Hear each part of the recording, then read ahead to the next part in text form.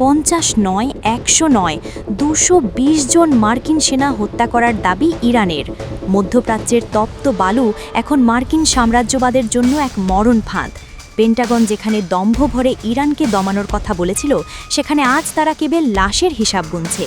ইরানের খাতামুল আম্বিয়া কেন্দ্রীয় সদর দপ্তরের দাবি অনুযায়ী গত মাত্র 24 ঘণ্টায় আগ্রাসী মার্কিন বাহিনীর 220 জনেরও বেশি সৈন্য ও কমান্ডারকে খতম বা আহত করা হয়েছে।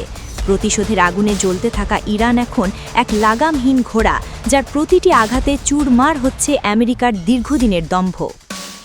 ইরানের রাষ্ট্রীয় সংবাদ মাধ্যম পার্স টুডে জানিয়েছে, গত 24 ঘণ্টায় মার্কিন সামরিক অবকাঠামোর অপূরণীয় ক্ষতি করা হয়েছে। সবচেয়ে ভয়াবহ হামলাটি হয়েছে আল জাফরা মার্কিন ঘাঁটিতে, যেখানে প্রায় 200 জন মার্কিন সেনা হতাহত হয়েছে।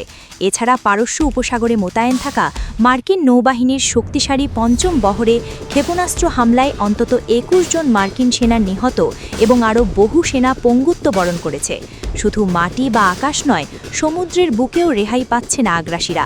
পারস্য উপসাগরের উত্তরে মার্কিন মালিকানাধীন একটি তেলবাহী জাহাজেও সফল হামলা চালিয়েছে ইরানি বাহিনী। যুদ্ধের ময়দানে সবচেয়ে বড় বোমাটি ফাটিয়েছেন ইরানের শীর্ষ নিরাপত্তা কর্মকর্তা আলী লারিজানি।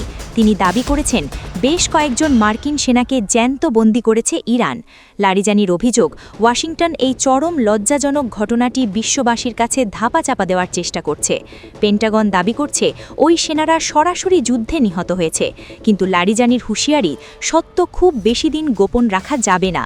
যদিও মার্কিন সেন্ট্রাল কমান্ড এই দাবিকে মিথ্যা বলে উড়িয়ে দিয়েছে, কিন্তু বিশ্লেষকরা মনে করছেন মার্কিন প্রশাসনের এই তড়িঘড়ি অস্বীকারই আসলে বড় কোনো সত্য গোপনের ইঙ্গিত। আইআরজিসির মুখপাত্র আলী মোহাম্মদ নাইনি সাফ জানিয়ে দিয়েছেন, ইরান বর্তমান গতির এই তীব্র যুদ্ধ অন্তত আরও 6 মাস চালিয়ে যাওয়ার পূর্ণ সক্ষমতা রাখে।